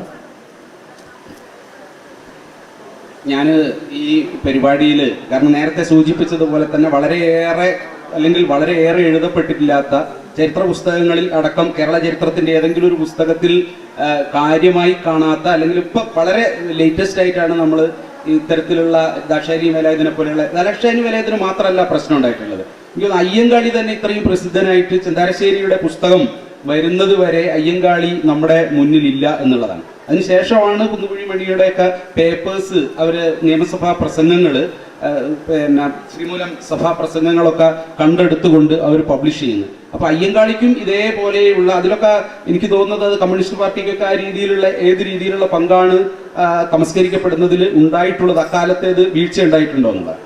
ഇവിടെ നേരത്തെ പറഞ്ഞ അംബേദ്കറൊക്കെ ആയിട്ടുള്ള പ്രശ്നങ്ങളിൽ എനിക്ക് തോന്നുന്നു ഈ സെപ്പറേറ്റ് ഇലക്ടറേറ്റ് എന്നുള്ളതും അതേപോലെ സംവരണത്തിനൊക്കെ എതിർക്കുമ്പം ക്ലാസ് ആണ് പ്രശ്നം എന്ന് ഒരു വാദം അവർ പറയുന്നുണ്ട്. വർഗമാണ് പ്രശ്നം, അല്ലെങ്കിൽ എന്താണ് അത് ജാതി േക്കാളുപരി സാമ്പത്തിക അവസ്ഥ എന്നുള്ള ഒരു അവസ്ഥ കൂടി കുറച്ചുകൂടി പുരോഗമനപരമായി കൊണ്ട് അവർ പറയുന്നുണ്ട്. സാമ്പത്തിക അവസ്ഥ വന്നു കഴിഞ്ഞാൽ സ്വാഭാവികമായും അത്തരം കാര്യങ്ങൾ. അപ്പോൾ ഇങ്ങനെയുള്ള കുറേ പ്രശ്നങ്ങൾ ഒരുപക്ഷെ നേരത്തെ ഈ നെഹ്റു, എനിക്ക് മനസ്സിലാവുന്നില്ല, നെഹ്റു അന്ന് ഹൈക്കമാൻഡിൽ ഉണ്ടാവും. തീർച്ചയായിട്ടും ഭരണഘടനാ സമിതിയുടെ തുടക്കത്ത് ഇവരും മദ്രാസിൽ നിന്നും മത്സരിക്കണം എന്ന് തീരുമാനിച്ച അല്ലെങ്കിൽ വാശി പിടിച്ച ഹൈക്കമാൻഡിൽ നെഹ്റു ഉണ്ടാവില്ലേ സർ? പട്ടേലുണ്ട്, ആ നെഹ്റു തീർച്ചയായിട്ടും അതിലൊരു പങ്കാണ്. അപ്പോൾ ഹയർ നേതൃത്വത്തിന് ഇവരോട് അന്ന് ഉള്ള താല്പര്യം ഈ അംബേദ്കർ വിമർശനം കൊണ്ട് മാത്രമാണെന്ന് പറയാൻ പറ്റുമോ? അത് മാത്രമല്ല, ഈ മദ്രാസിലുള്ള ദളിത് നേതാക്കൾ ഉടനീളം ഇവരെ മോശമായ പദങ്ങൾ ഉപയോഗിക്കുന്നുണ്ട് തോന്നുന്നല്ലേ, അത് വരുന്നുണ്ട് എന്നുള്ളത്. അപ്പൊ അതും ഒരേ ഗ്രൂപ്പിൽ പെടുന്ന ആളുകൾ തമ്മിൽ ഇത്തരത്തിലുള്ള വൈരുദ്ധ്യങ്ങൾ എങ്ങനെ ഉണ്ടാകുന്നു എന്നുള്ളതൊക്കെ വലിയ പ്രശ്നമാണ്. എന്തായാലും ഞാൻ എന്നെ സംബന്ധിച്ചിടത്തോളം ശകലിതമാണ് ഈ അറിവുകൾ എന്ന് പറയുന്നതോടൊപ്പം തന്നെ ഇതിൽ മൗലികമായ ഗവേഷണം ചെയ്യുന്ന ഒരാളോടൊപ്പം വേദി പങ്കിടുക എന്നുള്ള പിന്നെ ഒരു സന്തോഷമാണ്, അല്ലെങ്കിൽ അത് ഒരു പ്രിവിലേജാണ്. റിസർച്ച് ചെയ്യുന്നത് നേരത്തെ കുറുപ്പ് സാറ് പറഞ്ഞ ഒരു വലിയ പ്രശ്നം തന്നെയാണ്. ഗവേഷണത്തെ സംബന്ധിച്ചിടത്തോളം തിയറി കൊണ്ട് ഓട്ടയടയ്ക്കുന്ന ധാരാളം പണ്ഡിതന്മാരുള്ള ഒരു പ്രദേശത്ത് വലിയ ചരിത്രകാരന്മാരായിട്ട് ആഘോഷിക്കപ്പെടുകയും അവര് മൂലപ്രമാണങ്ങൾ ഒന്നും കാണാതെ പിന്നെ പഴയ കാലത്ത് എളംകുളം കണ്ടെടുത്ത രേഖകൾ, എളംകുളം വ്യാഖ്യാനിച്ച രേഖകളിന്മേൽ വലിയ രീതിയിലുള്ള തിയററ്റിക്കൽ അപ്ലിക്കേഷൻ നടത്തി അതിനേക്കാൾ വലിയ ചരിത്രകാരനായിട്ട് അഭിനയിച്ച് നടക്കുന്ന ഒരു കാലഘട്ടമാണ്. അപ്പോഴാണ് ഇത്തരത്തിൽ ആർക്കൈവ്സുകളിലും അതേപോലെ തന്നെ ഇങ്ങനെ കാണപ്പെടാത്ത രേഖകളും കൊണ്ടുവന്നുകൊണ്ട് കേരള ചരിത്രം നിർമ്മിച്ച് ഞാൻ പലപ്പോഴും ആലോചിക്കുന്നത് മറ്റൊരു തലത്തിലാണ്. ഈ 1931 മഹാരാജാസ് കോളേജിൽ എത്തുന്ന കുട്ടിയെക്കുറിച്ച്, ഒരു പെൺകുട്ടിയെക്കുറിച്ച്, ഒരു ദളിത് പെൺകുട്ടിയെക്കുറിച്ച്, ഒരു വിദ്യാഭ്യാസത്തിൽ ഗവേഷണം ചെയ്ത ആളെന്നുള്ള നിലയ്ക്ക് 19-ാം നൂറ്റാണ്ടിലെ കേരളത്തിലെ അവസ്ഥകളെക്കുറിച്ചും ക്ലാസ് മുറികളിലെ അവസ്ഥകളെക്കുറിച്ചും കൃത്യമായും ഉള്ള ഡോക്യുമെന്റ്സുകൾ പരിശോധിക്കാൻ അവസരം കിട്ടിയ ഒരാളെന്നുള്ള നിലയ്ക്ക് ആപ്സ് എന്ന് പറയുന്ന മിഷണറി പറയുന്ന വാചകങ്ങൾ, അതോടൊപ്പം സാമുവൽ മെറ്റീരിയർ എന്ന് പറയുന്നുണ്ട്, വരുന്ന നൂറ്റാണ്ടിലെങ്കിലും ഏതെങ്കിലും ഒരു ദളിത് സ്കൂൾ മാസ്റ്റർ ആയി തീർന്നു കഴിഞ്ഞാൽ അത് മഹാത്ഭുതമായിരിക്കും. സ്കൂൾ ടീച്ചർ അല്ല എവിടെയായിട്ടുള്ളത്. തുടർന്ന് 10-75 വർഷങ്ങൾ കൊണ്ട് അവര് ഇന്ത്യയുടെ പരമോന്നത ഒരു ഭരണഘടനയാണ് ഒരു രാഷ്ട്രത്തെ നിർമ്മിക്കുന്നത്. രാഷ്ട്രം എന്ന് പറയുന്നത് സ്ഥലവും അല്ലെങ്കിൽ ജനങ്ങളോ അല്ലെങ്കിൽ മറ്റു പോലീസോ ഒന്നും അല്ല എന്നും അതിനൊരു ഭരണഘടനയാണ് രാഷ്ട്രത്തെ നിർമ്മിക്കുന്നത്, അല്ലെങ്കിൽ രാഷ്ട്രമായി അതിന്റെ ആരൂഢം എന്ന് പറയുന്നത് ഭരണഘടനയാണ്. ആ നിർമ്മാണ സമിതിയിലേക്കുള്ള ഇവരുടെ പ്രയാണത്തെ നമ്മൾ കേരളത്തിന്റെ നവോത്ഥാന ചരിത്രത്തിലെ സുപ്രധാനമായ ഒരു ഏടായി തന്നെയാണ് കാണേണ്ടത്. അതായത് ക്ലാസ് മുറിയിൽ ഇദ്ദേഹം പറഞ്ഞത് ഇത് തന്നെയാണ്. അവിടുന്നാണ് ഇത്രയും വലിയൊരു മാറ്റം ഉണ്ടാവുന്നത്. കുമാരനാശാന്റെ നിയമസഭാ പ്രസംഗങ്ങൾ മുഴുവൻ എടുത്തു നോക്കിയാൽ അത് വിപ്ലവകരല്ല. താഴ് ശങ്കരനൊക്കെ പറയുന്നുണ്ട് അദ്ദേഹം വിപ്ലവകാരിയല്ല, ഒരു അതിനെതിരായിട്ടുള്ള വാദങ്ങൾ ഇങ്ങനെയൊക്കെ പരിശോധിച്ചു കഴിഞ്ഞാൽ നടക്കുന്ന സമരങ്ങൾ ക്ലാസ് മുറിയിൽ എന്ത് സംഭവിക്കുന്നു എന്നുള്ളതാണ്. ക്ലാസ് മുറിയിൽ പ്രവേശനം നേടിയിട്ടും ഇടവഴിയിൽ എന്ത് സംഭവിക്കുന്നു എന്നുള്ളതാണ്. അങ്ങനെ സമൂഹം മുഴുവൻ എതിർത്തിട്ടും എറിഞ്ഞടിക്കുകയാണ്. ഇപ്പൊ ലാബിലെ തൊടുന്നത് പറഞ്ഞു സാർ, ലാബിലെ മെറ്റീരിയൽ തൊടാൻ അല്ലെങ്കിൽ ഒരു പിന്നെ എന്താണ് അപ്പറേറ്റസ് തൊടാൻ സമ്മതിക്കാത്തത് പോലെ തന്നെ അധ്യാപകൻ കുട്ടിയെ തൊടില്ല, അടി നടക്കുന്നുണ്ട്, എറിയുകയാണ് ചെയ്യുന്നത്. ഈ ദളിത് വിദ്യാർത്ഥിയെയോ അല്ലെങ്കിൽ ഇഴ വിദ്യാർത്ഥിയോ ഒക്കെ പഠിപ്പിക്കുന്ന നായർ അല്ലെങ്കിൽ അതിന്റെ മുകളിലുള്ള അധ്യാപകൻ കുട്ടിയെ തൊടാൻ മടിച്ചിട്ട് വടി എറിഞ്ഞാണ് അടിക്കുന്നത്. ടി.കെ. മാധവനെ പോലുള്ളവര് എറിഞ്ഞടി എന്ന പേരിൽ അത് പ്രസിദ്ധമായിരുന്നു. ഈ എറിഞ്ഞടിയിൽ നിന്നും മാറിയിട്ടാണ് അത്തരം ഇവരനുഭവിച്ച, ഞാൻ മനസ്സിലാക്കുന്ന ഒരു കാര്യം, മഹാരാജാസ് കോളേജിലേക്ക് അവരെ എത്തിച്ചേർന്നപ്പോൾ ഉണ്ടായിട്ട് അനുഭവിച്ച പീഡകൾ എന്തൊക്കെയായിരിക്കും. ആത്മപീഡ എന്ന് പറയുന്നത് വലിയ ഒരു ഏലിയനേഷൻ. ഇത് പൽപ്പുവിന്റെ ജ്യേഷ്ഠന് ഉണ്ടാവുന്നു. പൽപ്പുവിന്റെ ജ്യേഷ്ഠൻ തിരുവനന്തപുരത്ത് മഹാരാജാസ് കോളേജ് പഠിച്ചയാളാണ്, പൽപ്പു അവിടെ പഠിച്ചയാളാണ്. പിറകിൽ ബെഞ്ചിട്ട് കൊടുത്തുകൊണ്ട് പഠിക്കേണ്ടി വന്നിട്ട് 3 വർഷം കൊണ്ട് അവർ ഡിഗ്രി പാസ്സായി എന്നുള്ളതാണ്. സെക്കൻഡ് ക്ലാസ്സോട് കൂടിയാണ് ഈ അപ്പറാറ്റസ് തൊടാൻ കഴിയാത്ത, കെമിക്കൽ തൊടാൻ കഴിയാത്ത പിന്നെ ദാക്ഷായണി വേലായുധൻ ഡിഗ്രി പാസ്സാകുന്നത് കെമിസ്ട്രിയിൽ. എന്നിട്ട് തുടർന്ന് അപ്പൊ ഇങ്ങനെ കേരളത്തിന്റെ ഒരു വലിയ പരിപ്രേക്ഷ്യത്തിൽ വെച്ചുകൊണ്ട് ആ കാലഘട്ടത്തിലെ 19ാം നൂറ്റാണ്ടും 1950 വരെയെങ്കിലും ഉള്ള ഒരു കാലഘട്ടത്തിൽ ഉള്ള ഒരു പശ്ചാത്തലത്തിൽ ഇവർ എത്രമാത്രം ബ്രേവാണ്. കാരണം ക്ലാസ്സിൽ സർവൈവ് ചെയ്യാൻ കഴിയില്ല. ഇത്തരമൊരു അവസ്ഥയിൽ ആളുകൾ, നമുക്കറിയാം ഇന്നടക്കം IIT-യിൽ നിന്നുള്ള അടക്കം ഈ നവീന കാലഘട്ടത്തിലെ വിദ്യാർത്ഥികൾ കൊഴിഞ്ഞു പോവുകയോ ആത്മഹത്യയോ ചെയ്യുന്ന സമയത്ത് അതിനേക്കാൾ ഭീകരമായ ജനാധിപത്യ വ്യവസ്ഥകളൊന്നുമില്ലാത്ത, പക്ഷെ ഒരു സ്ഥലത്ത് കുമാരനാശാൻ പറയുന്നുണ്ട് തിരുവിതാംകൂറിനേക്കാൾ കുറച്ച് ഭേദമാണ് ഈ ജാതിയുടെ കേസിൽ കുറച്ച് കൊച്ചി രാജാക്കന്മാർ കുറച്ചുകൂടി ഒന്നുകൂടി മുന്നിട്ട് നിൽക്കുന്നു. ആ അർത്ഥത്തിൽ അവരെ ഒന്ന് പിന്നെ അഭിനന്ദിക്കേണ്ടിയിരിക്കുന്നു കുറച്ച് എന്ന് പറയുന്നുണ്ട്. അപ്പൊ ഈ ഒരു ഫൈറ്റിംഗ് ദാക്ഷായണി വേലായുധന്റെ ഒരു ഇൻബോണറ്റ്, ദാക്ഷായണി എന്നുള്ള പേര് തന്നെ ഒരു ഫൈറ്റിംഗ് ആണെന്ന് പറയുന്നത്. സ്വാഭാവികമായും ആ കാലഘട്ടത്തിൽ കാളി, ചോതി അല്ലെങ്കിൽ ഇങ്ങനെയുള്ള പേരുകൾ ഇടുമ്പോൾ ദാക്ഷായണി വേലായുധന്റെ അച്ഛൻ ഏറ്റവും അല്ലെങ്കിൽ ആ കാലഘട്ടത്തിൽ ഉപയോഗിച്ചിരുന്ന ഏറ്റവും മനോഹരമായ പേരുകളിൽ ഒന്ന് ധൈര്യപൂർവ്വം തെരഞ്ഞെടുത്തു. അവിടുന്ന് ജനനം മുതൽ അല്ലെങ്കിൽ പേരിട്ടത് മുതൽ ദാക്ഷായണിയുടെ ഈ പറഞ്ഞ ദാക്ഷായണി വേലായുധന്റെ സമരം, സമൂഹത്തോടുള്ള സമരം. അപ്പൊ എനിക്ക് തോന്നുന്നു അവരുടെ ചൈൽഡ്ഹുഡ് എക്സ്പീരിയൻസും സ്കൂൾ വിദ്യാഭ്യാസത്തിൽ അവർ നേടിയിട്ടുള്ള കരുത്തുമായിരിക്കണം ഒരുപക്ഷെ കോൺസ്റ്റിറ്റ്യൂവന്റ് അസംബ്ലിയിൽ കൃത്യമായിട്ട് കാര്യങ്ങൾ പറയാനും. ഇപ്പോൾ ലേഡീസ് വെയിറ്റിംഗ് വണ്ടിയിൽ പ്രത്യേകം റിസർവേഷൻ ദാക്ഷായണി നമ്മളിന്ന് അനുഭവിക്കുന്നതാണ്. ലേഡീസ് വെയിറ്റിംഗ് റൂമുകൾ വേണം എന്ന് ആവശ്യപ്പെട്ടത് എന്റെ പ്രമേയം അവതരിപ്പിക്കുന്നത്, വണ്ടിയിൽ റിസർവേഷൻ വേണം എന്ന് ആവശ്യപ്പെടുന്നത്, ഇങ്ങനെയൊക്കെയുള്ള വളരെ തുല്യതയെക്കുറിച്ചുള്ള, എനിക്ക് തോന്നുന്നു നേരത്തെ പറഞ്ഞതിൽ ഗാന്ധിയോടുള്ള വിമർശനമായിട്ടാണോ അവർ പറയുന്നത്, ജാതി നിലനിൽക്കുന്നിടത്തോളം എന്താണ് നെപ്പോളിയൻ എന്ന് പേര് ഗാന്ധിയോടുള്ള വിമർശനമാണോ അതല്ല ജാതി വ്യവസ്ഥയോടുള്ള വിമർശനമാണോ എന്നുള്ളത് എനിക്കൊരു സംശയമായിട്ട്. അതെ ഹരിജൻ എന്ന വാക്ക്, ആ വിശേഷണം ഗാന്ധിജിയുടെ സംഭാവനയായിട്ടാണ് നമ്മൾ അറിയപ്പെടുന്നത്. അത് തന്നെയാണ് അക്കാലത്ത് മറ്റൊരാൾ ഹരിജനെന്ന് പറഞ്ഞിരിക്കാൻ സാധ്യത കാണുന്നില്ല. വേറൊരാളെ ആ വിമർശനം കൊണ്ട് നോവിക്കാനും കഴിയുമെന്ന് തോന്നുന്നില്ല. നോവിക്കണം എന്ന ഉദ്ദേശത്തിലല്ല, പക്ഷേ ഉള്ളിൽ തിളച്ചു നിൽക്കുന്ന ആ ക്ഷോഭം തുറന്നു പറയാൻ, നേരത്തെ ഞാൻ സൂചിപ്പിച്ച 1/2 കിലോമീറ്ററിൻ്റെ വ്യത്യാസമൊക്കെ ഇവിടെയുണ്ട്. 1/2 കിലോമീറ്ററിനപ്പുറത്ത് ജാതിപരമായ പീഡനമേറ്റ ഒരു യുവതി 33ാമത്തെ വയസ്സിൽ കൊച്ചി നിയമസഭയിലേക്ക് വന്നിട്ടുണ്ടായ ക്ഷോഭമാണ് ഈ വിശേഷണത്തെ എതിർക്കാൻ കാരണം എന്ന് ഞാൻ ഊഹിക്കുന്നു. ഒരു മനുഷ്യജീവിയാണ്, അവരനുഭവിച്ചിരുന്ന പ്രയാസങ്ങൾ. 1935 ഡിഗ്രി പാസ്സായി അതേ വർഷം തന്നെ ഒരു ടീച്ചറായിട്ട് ജോലി കിട്ടുന്നുണ്ട്. ടീച്ചറായി ജോലി കിട്ടുന്നിടത്ത് ഒരു വിശേഷ ഐത്തം ഉണ്ട്. പടവരമ്പ് ഉള്ള ഒരു വഴിയിലൂടെ നടന്നു വരുമ്പോൾ ഒരു സവർണ വിഭാഗത്തിൽപ്പെട്ട ഒരു സ്ത്രീ വഴി മാറാൻ പറയുകയും ഇവരതിനെ എതിർക്കുകയും ചെയ്യുന്നുണ്ട്. ഒപ്പം തന്നെ അവരോടൊപ്പം താമസിച്ചിരുന്ന അമ്മയ്ക്ക്, കൺവേർട്ട് ചെയ്ത അമ്മയ്ക്ക് ഐത്തമില്ല. ഇതൊക്കെ അവരുടെ മനസ്സിനെ എങ്ങനെ ഭീകരമായ ഒരു മാനസിക സംഘർഷം അനുഭവിച്ചിട്ടുണ്ട്. അതിൻ്റെ പ്രതിഫലനമായിരിക്കണം ഈ നിയമസഭയിൽ ഈ ഹരിജൻ എന്ന ആ പ്രയോഗത്തിനെ എതിർക്കുന്നത്. അവിടെ മാത്രമല്ലല്ലോ, അവരുടെ നിയമസഭയിലെ എല്ലാ പ്രസംഗങ്ങളിലും ഈ ക്ഷോഭം നിറഞ്ഞു നിൽക്കുന്നുണ്ട്. അത് ഭരണഘടനാ നിർമ്മാണ സഭയിൽ ചെല്ലുമ്പോഴും ഒരു മാറ്റവും അതിനില്ല. ക്ഷോഭത്തെ സരസമായി അംബേദ്കർ വിമർശനമായി മാറ്റുന്ന അവസ്ഥ മാത്രമേ നമ്മൾക്കവിടെ കാണാൻ കഴിയൂ. അംബേദ്കറെ സരസമായി വിമർശിക്കുന്നു. ഇന്ന് ചിലർ, ഒരു പ്രധാന പോയിന്റാണിത്, അംബേദ്കറെ എതിർത്ത ഒരാളെ എതിർത്തതാണ് ഇവരുടെ ഒരു നെഗറ്റിവിറ്റി എന്ന നിലയ്ക്ക് ചിലർ സംസാരിക്കുന്നുണ്ട്.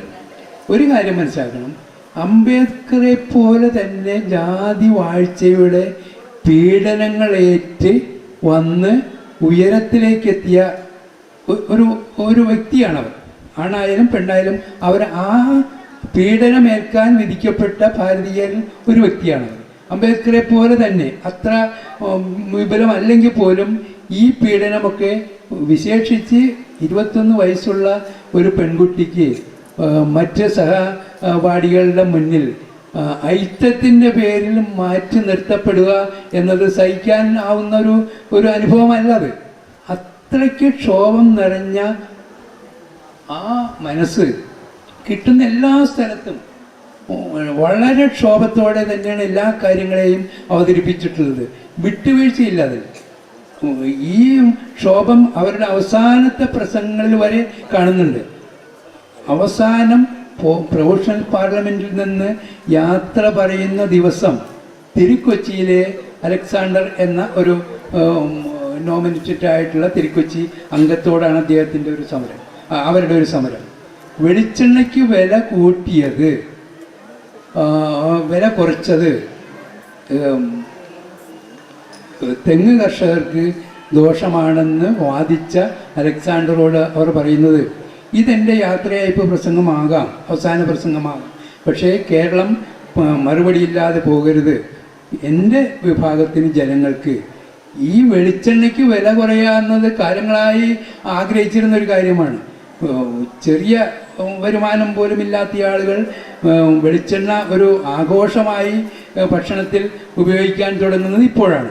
അതുകൊണ്ട് നിങ്ങളുടേതല്ല, ഞങ്ങളുടെ തലം വേറെ ഒന്നാണ് എന്ന് പറഞ്ഞിട്ടാണ് ഭരണഘടനാ നിർമ്മാണ സഭയുടെ അവസാനത്തെ സ്റ്റേജായ പ്രൊവിഷണൽ പാർലമെൻറ്റിൽ നിന്ന് അവർ പടിയിറങ്ങുന്നത്. അതായത് 7 കൊല്ലവും ഇത്തരം ക്ഷോഭത്തോടെ എന്നാൽ സമനില കൈവിടാതെ യുക്തിയോടെ ഒക്കെ പ്രതികരിക്കാൻ കഴിഞ്ഞ ഒരാളാണ്. ഒരേ സമയം ഗാന്ധി ശിഷ്യയാണ്, അതേസമയം അംബേദ്കറിൻ്റെ ചില ആശയങ്ങളോട് യോജിപ്പുണ്ട്, അതേസമയം രണ്ടിനെയും എതിർക്കുന്നുണ്ട്. അതാണ് നേരത്തെ ശ്രീതോഷ് സൂചിപ്പിച്ചത്. പക്ഷെ ഇതിൻ്റെ അകത്ത് 1948 നവംബർ 4 കോൺസ്റ്റിറ്റ്യൂന്റ് അസംബ്ലിയിൽ ഇന്ത്യൻ ഭരണഘടനയുടെ കരട് സമർപ്പിച്ചുകൊണ്ട് അംബേദ്കർ നടത്തിയ പ്രസംഗത്തിന് ശേഷം നടന്ന ചർച്ചയിൽ ഇടപെട്ടുകൊണ്ട് വളരെ ശക്തമായിട്ട് ഇവർ അംബേദ്കറെ വിമർശിക്കുന്നുണ്ട്.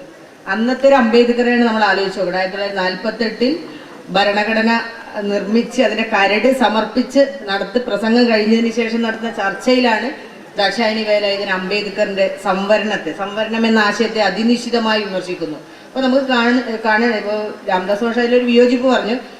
ഇതിൽ ഏറ്റവും പ്രധാനമായി നിൽക്കുന്നത് അവരുടെ ശക്തമായ നിലപാട് തന്നെയാണ്. ഒരു പാട്രിയാർക്കിക്ക് അകത്ത് നിന്നുകൊണ്ട് ഒരു സ്ത്രീ നടത്തുന്ന കൃത്യമായ നിലപാട്, അതായിരിക്കണം ഇന്ത്യൻ നാഷണൽ കോൺഗ്രസ് ആയാലും അംബേദ്കറേറ്റ് രാഷ്ട്രീയമായാലും ഈ ഒരു സ്ത്രീയെ പുറന്തള്ളാനുള്ള പ്രധാന കാരണമെന്നാണ് എൻ്റെ ഒരു അനുമാനം. അതിൽ മാഷ് സൂചിപ്പിച്ച പോലെ തന്നെ ഒരുപാട് പഠനങ്ങൾ ഇനിയും നടക്കട്ടെ, നമ്മളിനി ആ ചർച്ച അതിലേക്ക് കൊണ്ടുപോകുന്നില്ല.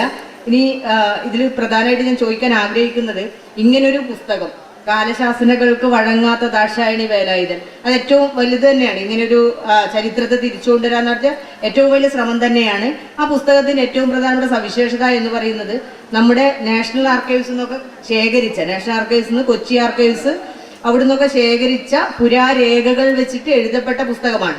സാധാരണ ശ്രീതോഷ് സൂചിപ്പിച്ച പോലെ സാധാരണ ഔദ്യോഗിക ചരിത്രകാരന്മാരാണ് അങ്ങനെയുള്ള പഠനങ്ങളൊക്കെ ചെയ്യുക. പക്ഷെ അത് ചെയ്തത് അതിലൊന്നും പെടാതെ ഉള്ള ഒരു ചരിത്രകാരൻ തന്നെയാണ് എനിക്ക് വിശേഷിപ്പിക്കാൻ ഞാൻ ആഗ്രഹിക്കുന്നത്. അപ്പോൾ അതിൻ്റെ ആ ഒരു രേഖകൾ കളക്ട് ചെയ്യുമ്പോഴുള്ള ഒരു അനുഭവം നമ്മുടെ ചരിത്ര വിദ്യാർത്ഥികൾക്ക് വേണ്ടിയിട്ടൊന്ന് പറഞ്ഞാൽ നന്നായിരുന്നു. ഒരു പത്രപ്രവർത്തകൻ വഴിതിരിഞ്ഞ് പോകാവുന്ന, സ്വാഭാവികമായി പോകാവുന്ന മേഖലയാണ് ഗവേഷണം, ചരിത്ര ഗവേഷണം.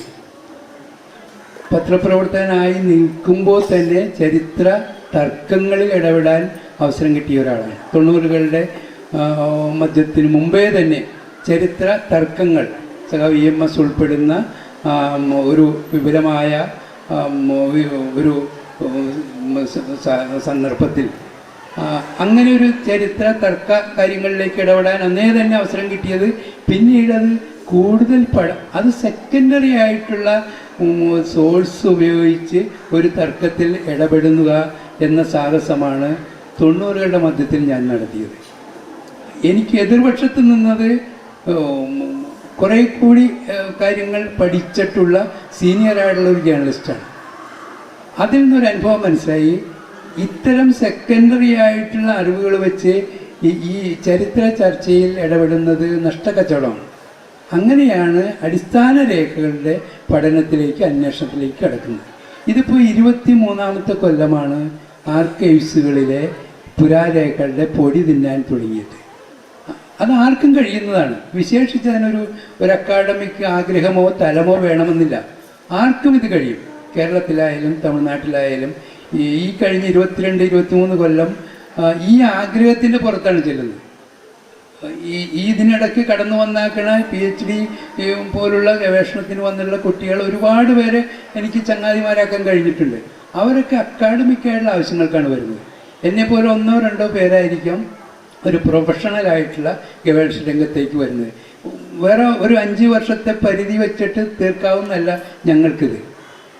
ഇവിടെ നേരത്തെ ഞാൻ സൂചിപ്പിച്ചു, ദാക്ഷായണി വേലായുധനെക്കുറിച്ച് ആഹ്ലാദിക്കാൻ കഴിയുന്ന ഒരു പുസ്തകം പുറത്ത് വന്നു എന്നുള്ളത് ശരി. പക്ഷേ എൻ്റെ പരിമിതി അതല്ല. ദാക്ഷായണി വേലായുധൻ കടന്നുപോയ, അവർ പ്രവർത്തിച്ച കാലത്ത് ജനങ്ങൾ, പത്രങ്ങൾ ഇവരെങ്ങനെ കൈകാര്യം ചെയ്തു, ഈ അന്വേഷണത്തിലേക്ക് ഇപ്പോഴും കടക്കാനായിട്ടില്ല. ഇവരുടെ 7 വർഷത്തിൽ 6 വർഷവും തലസ്ഥാന നഗരിയിലായിരുന്നു. അവിടുത്തെ പത്രങ്ങളും മറ്റ് പ്രതികരണ സ്ഥാപനങ്ങളും ഇവരെങ്ങനെ കൈകാര്യം ചെയ്തു എന്നുകൂടി അറിഞ്ഞാലേ ഇതിൻ്റെ ഒരു പ്രധാന ഭാഗത്തേക്ക് കടന്നു എന്ന് പറയാനാവും. ഇത് താരതമ്യേന എന്നെപ്പോലുള്ള ഒരാൾക്ക് താരതമ്യേന അത്ര വലിയൊരു ടാസ്ക് എന്ന് പറയാനാവില്ല. വലിയ ഒരു പുസ്തകം 2 വോള്യം വരുന്ന അയ്യൻകാളി പ്രസ്ഥാനം രേഖകളിലൂടെ എന്നത് എഴുതുന്നതിനിടയ്ക്ക് സന്ദർഭവശാൽ, സാഹചര്യത്തിൻ്റെ സന്ദർഭവശാൽ കടന്നുപോയി എഴുതിയതാണ് ഈ പുസ്തകം. ഇതൊരു വലിയ വർക്ക് എന്നതിനെ ഒരു വിധത്തിൽ വിശേഷിപ്പിക്കാനാവില്ല.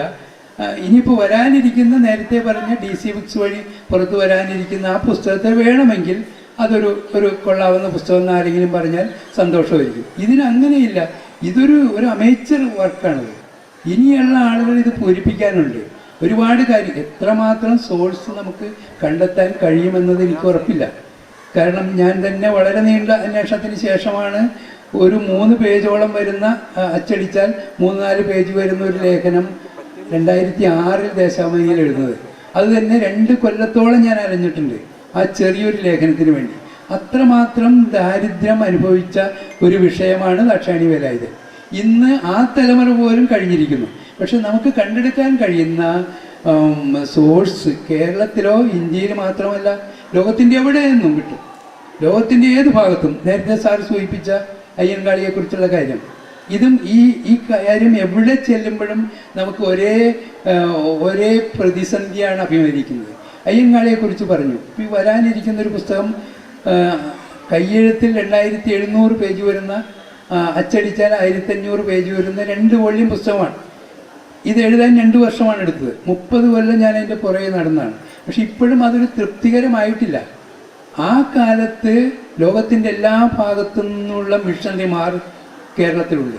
ഇവർ ശേഖരിച്ചു കൊണ്ടുപോയ രേഖകൾ, അതിൻ്റെ ഒരു അംശം പോലും കാണാനാവാതെ അയ്യൻകാളി പ്രസ്ഥാനം, നവോത്ഥാന കാലം ഞങ്ങൾ പഠിച്ചിരിക്കുന്നു എന്നൊക്കെ പറയാവുന്നത് ഒരു അമിതമായിട്ടുള്ള അവകാശവാദമാണ്. ഈ കൂട്ടത്തിൽ ടീച്ചറും സാറും ഇവിടെ ഇരിക്കുന്നതുകൊണ്ട് വിശേഷിച്ചൊരു കാര്യം ഞാൻ സൂചിപ്പിക്കട്ടെ. എനിക്കറിയാൻ കഴിഞ്ഞിടത്തോളം നമ്മുടെ ഈ അക്കാഡമിക് ഗവേഷണത്തിന് വരുന്ന ആളുകളുടെ ഒരു 2 പതിറ്റാണ്ടിലേറെയുള്ള സൗഹൃദം കൊണ്ട് പറയുകയാണ്. എനിക്ക് ധാരാളം കുട്ടികളായിട്ടുള്ള സൗഹൃദമുണ്ട്. ഇവരിൽ നിന്ന് കിട്ടിയ ഒരു ഫീഡ്ബാക്ക് വെച്ച് പറയാൻ, നമുക്കൊരു പ്രൊഫഷണൽ ഗവേഷണത്തിൻ്റെ അടുത്തേക്ക് നമ്മുടെ അക്കാഡമിക് ലോകം, ഈ ബിരുദ വിഭാഗത്തിൽപ്പെട്ട കുട്ടികൾ വന്നോ എന്നത് എനിക്കറിയില്ല. കാരണം കണ്ടുവരുന്നത് ഇങ്ങനെയാണ്. ഒരു 5 കൊല്ലം ഉള്ളത് അതിൻ്റെ ഒരു 4.25 കൊല്ലവും പ്രിൻ്റഡ് മെറ്റീരിയൽസിന് വേണ്ടി ലൈബ്രറികളിലൊക്കെ ഇങ്ങനെ കറങ്ങി നോട്ട്സ് എടുത്ത് അവസാനത്തെ 3-4 മാസം ഒരു ആർക്കൈവ്സിൽ ചെന്ന് 2-3 ഫയൽ നോക്കി. ഇതാണൊരു പൊതുരീതി. അല്ലാത്ത 1-2 പേരുണ്ടാവും. ഇവിടെ നമുക്കൊരു പ്രൊഫഷണൽ ആംഗിളിലുള്ള ഗവേഷണത്തിലേക്ക് നമുക്ക് കടക്കാൻ കഴിഞ്ഞിട്ടില്ല. എനിക്ക് തോന്നുന്നത് കേരളത്തിലെ 4 or 5 യൂണിവേഴ്സിറ്റികളെങ്കിലും ചരിത്ര ഗവേഷണത്തിന് സ്ഥാനം കൊടുക്കുന്നുണ്ട്. ഈ യൂണിവേഴ്സിറ്റികളുടെ ഒരു വേദി, ഒരു വിപുലമായ വേദിയുണ്ട്. ഈ നമുക്ക് കുരുക്കഴിക്കാൻ കഴിഞ്ഞിട്ടില്ലാത്ത ചരിത്ര കാര്യങ്ങളിലേക്ക് ഒരു കൂട്ടായ ഗവേഷണ പഠനങ്ങൾക്ക് ഒരു വേദി ഉണ്ടാക്കിക്കൂടെ, കഴിയില്ലേ എന്നൊരു സംശയം ഞാൻ മുന്നിലേക്ക് വെക്കുകയാണ്. ഞാൻ ഇതിന് പറയുന്നതിനൊരു കാരണം, അയ്യൻകാളിയെക്കുറിച്ച് സാർ സൂചിപ്പിച്ചു. അയ്യൻകാളിയുടെ പേരിൽ ആദ്യം വന്ന ഗവേഷണ സ്ഥാപനമെന്ന് ഉള്ള മേനി നടിച്ചുകൊണ്ട് വന്നത് കേരള യൂണിവേഴ്സിറ്റിയിലെ അയ്യൻകാളി ചെയറാണ്. അതിൻ്റെ പുറകിൽ എൻ്റെയും ചെറിയൊരു പരിശ്രമമുണ്ട്. പക്ഷെ അത് വന്ന് ഏതാണ്ട് 15-18 കൊല്ലത്തോളമായിട്ടും സാധാരണ സമ്മേളന വേദി ഇതിനപ്പുറത്തേക്ക് അതൊരു ഗവേഷണത്തിലേക്കും കടന്നിട്ടില്ല. കേരളത്തിലുള്ള ഒരു 4 സ്ഥലങ്ങളിലെങ്കിലും അയ്യൻകാളി ചെയറുകളുണ്ട്. ഞാൻ ഈ അടുത്ത് അന്വേഷിച്ചു. കഴിഞ്ഞ KLF-ൻ്റെ ഈ ചർച്ചയ്ക്ക് പങ്കെടുക്കുന്നതിന് മുമ്പായിട്ട് ഞാനൊരു അന്വേഷണം നടത്തി. ഒരിടത്തും ഈ കുറ്റപ്പെടുത്തുകയല്ല, അവരുടെ പരിമിതി ഉണ്ടാവാം. പക്ഷെ ഇതൊരു ഗവേഷണത്തിനുള്ള വേദി അല്ലെങ്കിൽ ഇതിനെ ചെയർ എന്ന് പറയുന്നത് എന്തിനാണ്? ഒരു ചെയർ എന്ന് പറയുന്നത് കസേരയിട്ട് VIP-കളെ വിളിച്ചു വരുത്തി പ്രസംഗിപ്പിക്കാനാണെങ്കിൽ ഒരു ഫണ്ട് കൊടുത്താൽ നമ്മുടെ ക്ലബ്ബുകൾക്കും ഇത് കഴിയും. അതിന് യൂണിവേഴ്സിറ്റിയുടെ ഔദ്യോഗിക തലത്തിലൊരു സ്ഥാനം വേണ്ട. ഇവർക്ക് ഏറ്റെടുക്കേണ്ടത് നേരത്തെ സൂചിപ്പിച്ച പോലെ ഒരു കൂട്ടായ ഗവേഷണ പ്രോജക്റ്റ്. നമ്മുടെ കേരളത്തിൽ കഴിഞ്ഞ തലമുറ വരെയുള്ള സീനിയർ ഗവേഷകർ, നമ്മുടെ MGS Narayanan sir, KK Kurup sir, ഇത്തരം ആളുകളുടെ തലമുറ കഴിഞ്ഞാൽ നമുക്ക് ആരുണ്ട് ഇവിടെ? നമുക്കൊരു വെളിച്ചം തരാവുന്ന ആഴമുള്ള ഗവേഷകർ നമുക്കുണ്ടോ?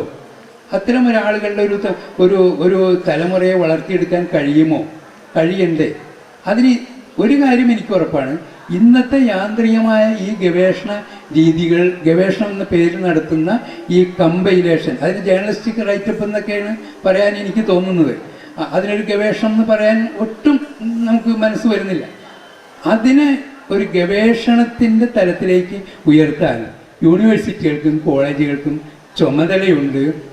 അവർക്ക് മാത്രമേ അത് കഴിയൂ. എന്നെപ്പോലെ ഒറ്റയായിട്ടുള്ള അന്വേഷണം നടത്തുന്ന ആളുകൾക്ക് ആഗ്രഹിക്കാമെന്നല്ലാതെ മറ്റൊന്നിലേക്ക് കടക്കാനാവില്ല.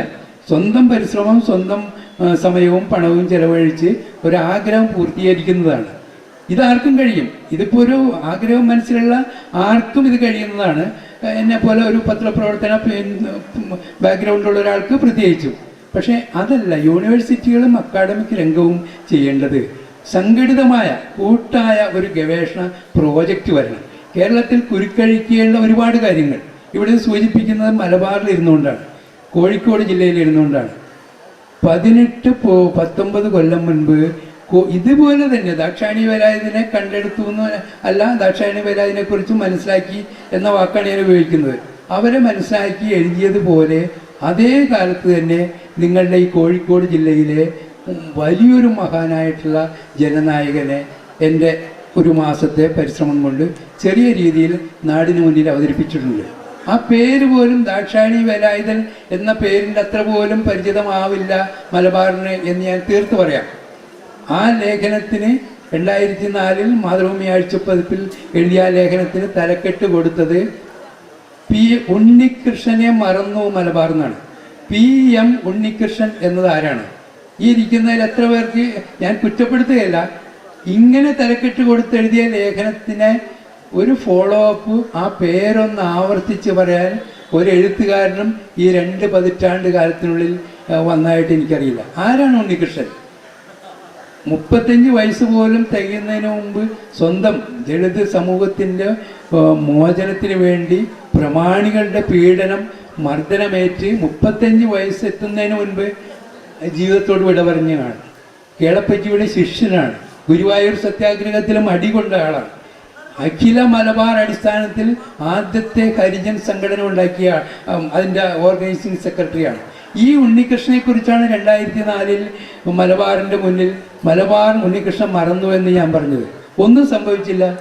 ഇത്രമാത്രം എഴുത്തുകാരും ആക്ടിവിസ്റ്റുകളുമുള്ള മലബാറിൽ ഉണ്ണികൃഷ്ണൻ ഏറ്റെടുക്കാൻ ആരുമില്ല.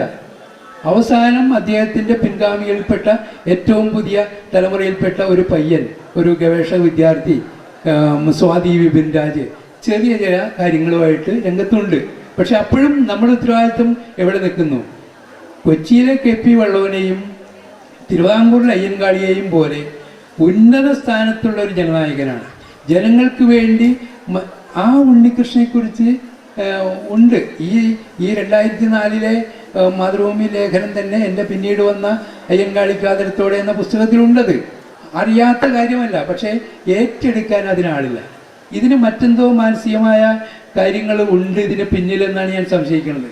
ഒരാളെങ്കിലും ഉണ്ണികൃഷ്ണൻ ഒരു കമ്മ്യൂണിസ്റ്റ് അല്ല, അല്ലെങ്കിൽ ഒരു തീവ്രവാദിയല്ല. കേളപ്പജിയുടെ ഗാന്ധിയൻ അല്ലെങ്കിൽ ആ ഒരു വലതുപക്ഷ രാഷ്ട്രീയത്തിനോടൊപ്പം നടന്ന ആളാണ്. കൂട്ടത്തിൽ സ്വന്തം സമൂഹത്തിന് വേണ്ടി ജീവൻ തന്നെ ബലി കൊടുത്ത ആളാണ്. ഈ ആൾ എന്തുകൊണ്ടാണ് നമുക്ക് കാണാൻ കഴിയാത്തത്? ദാക്ഷായണിയുടെ പേര് പറയുമ്പോൾ വേണമെങ്കിൽ അതൊരു ബ്രാഹ്മണ്യ വിരുദ്ധമായ അതിൻ്റെ മർമ്മത്ത് അടി കൊടുത്ത ആളെന്നുള്ള ഒരു സ്ഥാനമൊക്കെ ദാക്ഷായണിക്കുണ്ട്. ഉണ്ണികൃഷ്ണൻ അങ്ങനെയല്ല. സംസ്കൃത പണ്ഡിതനായിരുന്നു, കേളപ്പജിയുടെ ശിഷ്യനായിരുന്നു.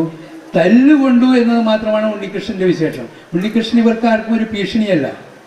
ഒരു പുലേനെ അടിച്ചു കൊന്ന് പാടവരമ്പിൽ ചുരുട്ടിക്കൂട്ടി കുഴച്ചിട്ടാൽ അത് പോയി ചകഞ്ഞെടുത്ത അത്തരമൊരു ആക്ടിവിസ്റ്റാണ്. ആർക്കും ഭീഷണിയല്ല. ആ ഉണ്ണികൃഷ്ണൻ എന്തുകൊണ്ടാണ് നമുക്ക് ഫോളോ അപ്പ് നടത്താൻ കഴിയാഞ്ഞത്?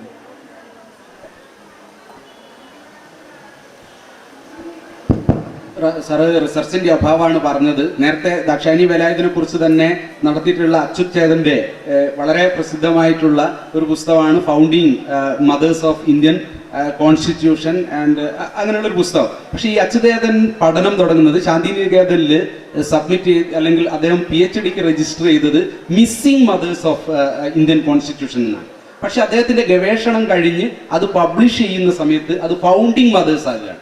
മിസ്സിങ്ങിനെ ഫൗണ്ടിങ് ആക്കി മാറ്റുന്ന ഒരു മിസ്സായി പോയ ആളുകളെ ഈ 15 ലേഡീസിന്റെയും അല്ലെങ്കിൽ 11 പേര് അവസാനം ഉണ്ടായിരുന്ന 11 ആളുകളും ഏതൊക്കെ തരത്തിലുള്ള ചോദ്യങ്ങളാണ് ചോദിച്ചത്, അതിനോടുള്ള പൊതു അസംബ്ലിയുടെ മറുപടികൾ എന്തൊക്കെയാണ്, അതിൽ ഇവരുടെ ഡ്രാഫ്റ്റ് കമ്മിറ്റി ഏത് രീതിയിലാണ് മറുപടി പറഞ്ഞത്, വളരെ മനോഹരമായിട്ട് അദ്ദേഹം അവതരിപ്പിച്ചു. അപ്പോൾ ഗവേഷണത്തിന്റെ പോരായ്മയാണ്, ഗവേഷണത്തിൽ തിരഞ്ഞെടുക്കുന്ന വിഷയങ്ങൾ അല്ലെങ്കിൽ അതിനോടുള്ള ട്രീറ്റ്മെന്റിന്റെ പ്രശ്നമാണ് സാർ ഇവിടെ സൂചിപ്പിച്ചത്.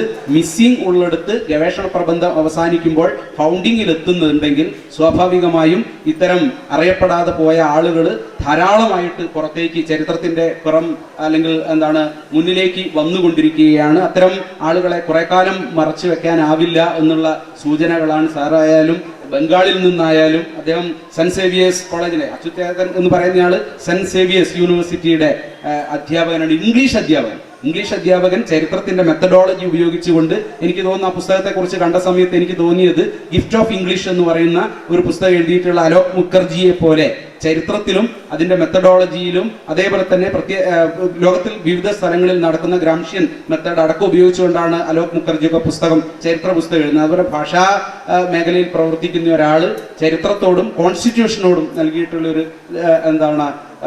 ഒരു സംഭാവനയായിട്ടാണ് ഞാനത് കാണുന്നത്. അത്തരത്തിൽ മിസ്സിങ്ങിനെ നമ്മുടെ പുറത്തേക്ക് കൊണ്ടുവന്ന ഒരാൾ എന്നുള്ള നിലയ്ക്ക് സാറിന്റെ സംഭാവനകളെ നമ്മൾ നോക്കിക്കാണുന്നത്. സമയത്തിന്റെ നമ്മുടെ പരിപാടികളിലേക്ക് പോകേണ്ടതുണ്ടാവും. തൽക്കാലം ഞാൻ നിർത്തുന്നു. ചെറായി സാറിന്റെ നിർദ്ദേശം നമ്മുടെ കുട്ടികൾക്ക് ഏറ്റെടുക്കാവുന്നതാണ്. ഇവിടെ ഒരുപാട് ഗവേഷക വിദ്യാർത്ഥികൾ ഇവിടെ ഉണ്ട്. അപ്പം ദാക്ഷായണി വേലായുധൻ ചരിത്രത്തിൽ ഇടം പിടിച്ചത് തന്നെ അവരുടെ ശക്തമായ നിലപാട് കൊണ്ടാണ്. അതോടൊപ്പം തന്നെ അവരുടെ ദീർഘദർശിത്വത്തെ കുറിച്ച് കൂടി ഒരു വാക്ക് പറയണമെന്ന് ഞാൻ ആഗ്രഹിക്കുന്നു. 1948 കോൺസ്റ്റിറ്റ്യൂന്റ് അസംബ്ലി ഹാളിൽ അവർ ഇടപെട്ട് നടത്തിയ ചർച്ചയിൽ അവർ നമ്മുടെ ഇന്നത്തെ ഗവർണർഷിപ്പിനെ അവർ അതിനിശ്ചിതമായിട്ട് വിമർശിക്കുന്നുണ്ട്. അവർ പറയുന്നുണ്ട് അത് ഭാവിയിൽ സംസ്ഥാന ഗവൺമെന്റും ഗവർണറും തമ്മിലുള്ള വലിയ അഭിപ്രായ വ്യത്യാസത്തിലേക്കും അത് ഭരണത്തെ തന്നെ വളരെ ദോഷകരമായി ബാധിക്കുമെന്ന് 1948 ദാക്ഷായണി വേലായുധൻ മുന്നറിയിപ്പ് നൽകിയിട്ടുണ്ട്. അത് നമ്മുടെ കേരളത്തിൽ ഒരുപാട് കാലമായി അനുഭവിച്ചുകൊണ്ടിരിക്കുകയാണ്. അതിപ്പോൾ തമിഴ്നാട്ടിലുണ്ട്. നമ്മൾ സാധാരണ സ്ത്രീകൾക്ക് ദീർഘദർശിത്വമൊന്നും പൊതുവെ ചാർത്തി കൊടുക്കില്ല അവർ. പക്ഷെ ചരിത്രത്തിൽ ഞാൻ കണ്ട ഏറ്റവും ശക്തമായ നിലപാടും കൃത്യമായ സെൻട്രൽ സ്ട്രോങ് ആവണമെന്ന് ശക്തമായ നിലപാടും അതോടൊപ്പം തന്നെ ഇന്ത്യൻ ഭരണഘടനയെ കുറിച്ച് ഇന്ത്യൻ ഭരണ സംവിധാനത്തെക്കുറിച്ച് ഇത്ര ശക്തമായ ദീർഘദർശിത്വമുള്ള വേറൊരു സ്ത്രീ ഇന്ത്യ ചരിത്രത്തിലില്ല. അവരെ ഓർമ്മിക്കേണ്ടതാണ്. അതിന് നിരവധി പഠനങ്ങൾ ഉണ്ടാകട്ടെ എന്ന് ആഗ്രഹിച്ചുകൊണ്ട് ഈ സെഷനിൽ പങ്കെടുത്ത ചെറായി രാംദാസ് സാറിനും ശ്രീജിത്ത് മാഷക്കും നന്ദി പറഞ്ഞുകൊണ്ട് ഇത് കേട്ടിരുന്ന എല്ലാവർക്കും നന്ദി പറഞ്ഞുകൊണ്ട് ഈ സെഷൻ അവസാനിച്ചതായി പ്രഖ്യാപിക്കുന്നു.